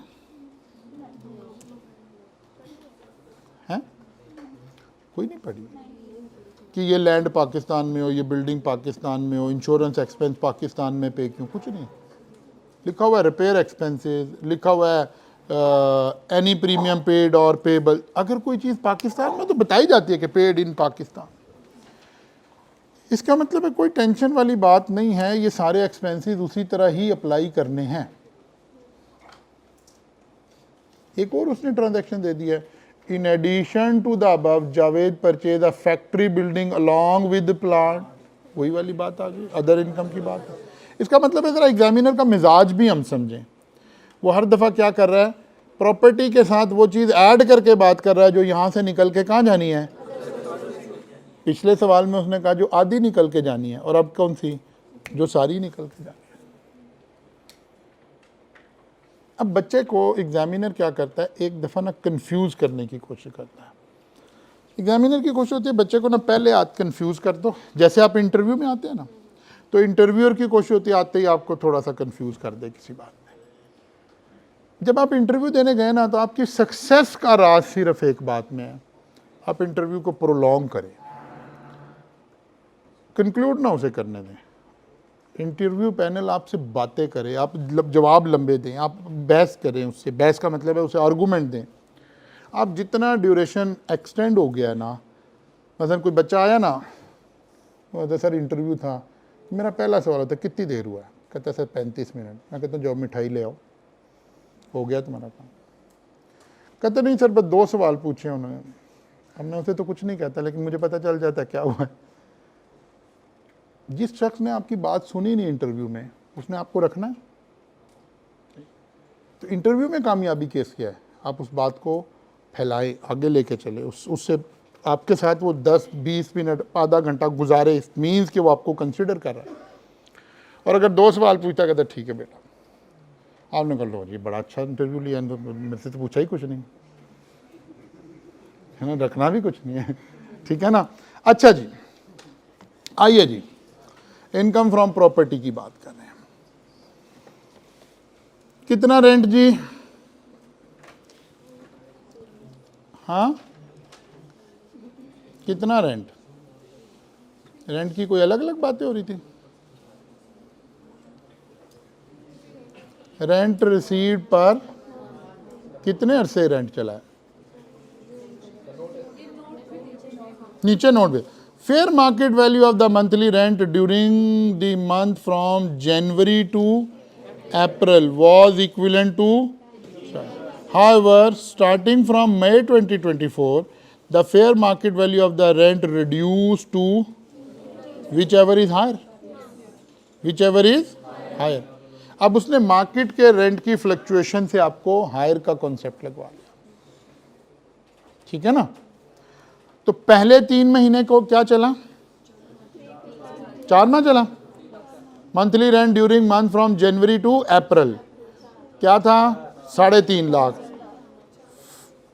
हमने 3 लिया हुआ है, तो ये तो 3.5 पे लेना पड़ेगा। और आगे हम 3 ले रहे हैं और रेंट गिर के 2.50, तो हमने क्या लेना है, विच एवर इज हायर। ठीक होगी ना बात, विच एवर इज हायर। अच्छा जी, देखिए 3.5 लाख 4 महीने के लिए, 3 लाख अगले 2 माह के, क्योंकि 6 माह का हमारा रेंट आ रहा है। ये हो गया जी 20 lakh. Repair 1/5, collection charges, sir Kenya वाले तो लिखे ही नहीं हुए थे भाई, पाकिस्तान वाले भी नहीं लिखे हुए थे, ठीक है ना। ये तो लिखा ही नहीं था कि ये पाकिस्तान में पे हो, कहाँ पे हो। हाँ ज़कात में लिखा था, ज़कात पेड अंडर ज़कात एंड उशर ऑर्डिनेंस 1984, इसका मतलब है पाकिस्तान का जिक्र हो। डन। अच्छा जी, प्रॉपर्टी टैक्स बिल्कुल ठीक है, इंटरेस्ट ऑन मॉर्गेज बिल्कुल ठीक है। इनमें से तो कोई बात नहीं थी कि पाकिस्तान में हो के कहाँ हो, पाकिस्तान में हो, सारे खर्चे माइनस किए, इंटरेस्ट बहुत ज़्यादा डला हुआ है। ओके, क्या हो गया, प्रॉपर्टी से तो लॉस हो गया। ओके फाइन, ठीक है ना, क्योंकि इंटरेस्ट की ट्रांजैक्शन बहुत बड़ी आ गई है। लेकिन लॉ ने कोई लिमिट थोड़े लगाई थी, क्या लगाई थी, कोई नहीं लगाई थी। लॉ ने कहा था जो इंटरेस्ट पे करेंगे भाई ठीक है, हाँ वेरीफाई तो ज़रूर होगी ना, ये तो नहीं हमारे कहने से मान लेंगे, वो कहेंगे लाओ जी वोचर लाओ जी, कौन सा बैंक था जी, लीज एग्रीमेंट दिखाओ जी, सारा कुछ बस। लेकिन लिमिट कोई नहीं लगी हुई थी। कलेक्शन चार्जेस पे लिमिट लगी थी कि 4% से ज़्यादा नहीं होने चाहिए, वो हमने लगा दी। बात समझ आई?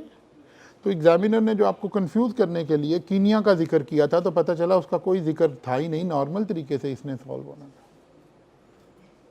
हाँ एक जिक्र हो सकता था, क्या इनकम, इस इनकम पर कोई टैक्स पे किया है कीनिया में? प्रॉपर्टी इनकम टैक्स, ये तो प्रॉपर्टी टैक्स है, कोई नहीं पे किया। हाँ उधर सैलरी पे किया हुआ। जब हम पूरा सवाल सॉल्व कर रहे होंगे तो सैलरी इनकम में फॉरेन टैक्स क्रेडिट ले रहे होंगे ना, 103 वाला। अब हम आ गए जनाब वो फैक्ट्री वाली। अब फैक्ट्री फिर पाकिस्तान में है, तो यहाँ से इनकम फ्रॉम प्रॉपर्टी से तो निकाला, इसको हमने इनकम फ्रॉम अदर सोर्सेज में लिया है, जितना रेंट लिया था वो आ गया। अभी आपने बिजनेस इनकम पढ़ी नहीं, आगे हम इनकम टैक्स में पढ़ेंगे कि भाई डेप्रिसिएशन कैसे लेते हैं। एक डेप्रिसिएशन आपने अकाउंटिंग में पढ़ी हुई है, एक डेप्रिसिएशन हम टैक्स में पढ़ेंगे। टैक्स में डेप्रिसिएशन के रेट फिक्स हैं, बिल्डिंग का 10% है, इसलिए 10% ले लिया, डेप्रिसिएशन ले ली। कोई और एक्सपेंसेस जो हैं वो माइनस कर देंगे। बस अभी तक तो हमने यही पढ़ा है। अभी तो हम सिर्फ इन दो हेड को छेड़ रहे हैं कि यार अगर ये हेड कहीं मर्ज होके आ रहे हैं तो किस लेवल पे आ रहे हैं। अब गुड रीजनेबली पिछले 10 साल में जितनी दफ़ा इनकम फ्रॉम प्रॉपर्टी टैक्स में टच हुई है मैंने आपको सारी करवा दी है, ठीक है ना। पिछले 10 साल में जितनी दफ़ा टैक्स हुई है मैंने आपको करवा दी है। इसका मतलब है ये लेवल है, यहाँ खड़े होकर सोचना है, ऐसे सोचना है। फिर मैंने आपको क्लासेस में पहले करवाया हुआ है ये वाला सवाल 360 वाला, ताकि वो वाली बात समझ आ जाए कि लैंड से अगर फोरफिटेड डिपॉजिट आ रहा है तो उसको रिपेयर में भी नहीं शामिल करना, आरसीटी में भी नहीं शामिल करना। याद है ना, red colour and blue colour से मैंने ये बात आपको समझाई हुई। तो आपने ये, मैंने वही सवाल दोबारा यहाँ डाला है ताकि आप इस डिफरेंस को समझें। जब कैलकुलेशन कर रहे हो तो ये red colour and blue colour वाली ट्रांजैक्शन आपको समझ में आए। डन हो गई जी बात, क्लियर हो गया सारा कुछ। क्या आप प्रॉपर्टी को जाके अच्छी तरह से तैयार कर लेंगे? पक्की बात है जी। कल क्लास तो है भाई, वीडियो तो बंद कर दो। कल क्लास बिल्कुल है।